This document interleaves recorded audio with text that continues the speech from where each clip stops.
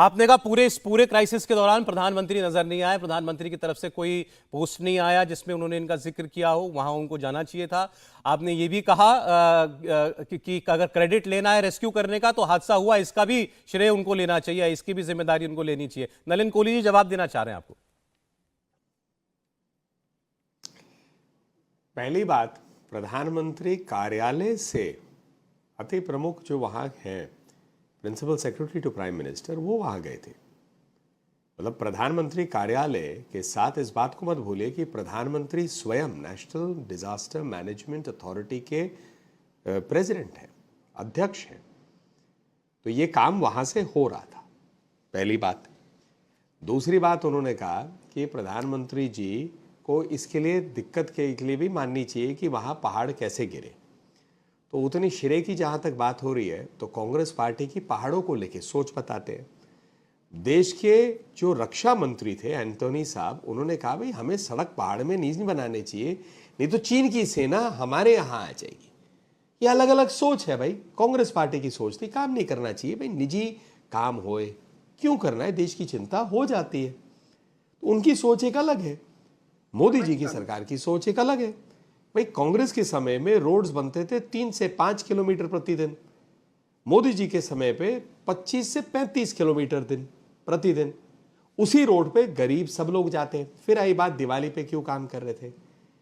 सौरभ भाई, दिवाली हो, होली हो, ईद हो, क्रिसमस हो, मीडिया में कोई अपना काम कर रहा है, पुलिस में कोई अपना काम कर रहा है, डॉक्टर कोई कर रहा है, सफाई के लिए जो हमारे कर्मचारी आते हैं वो काम कर रहे हैं।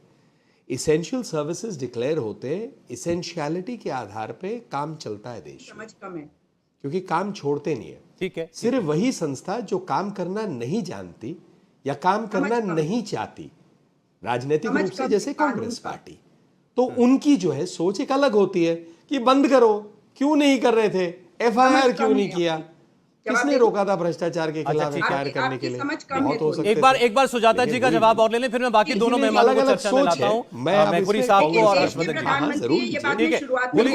प्रधानमंत्री को क्रेडिट जाएगा, लेकिन प्रधानमंत्री की जिम्मेदारी है। जिस सड़क की बात कर रहे हैं ना, ये सड़क कई गुना नहीं बनी है, ये सड़क के केवल चौड़ीकरण का प्रोजेक्ट है। नलिन कोहली जी को जाके पढ़ लेना चाहिए, समझ कम है आपकी। जो लोग वहां काम कर रहे थे उनको श्रम कानूनों के तहत श्रम डिपार्टमेंट में उनका रजिस्ट्रेशन होना चाहिए था।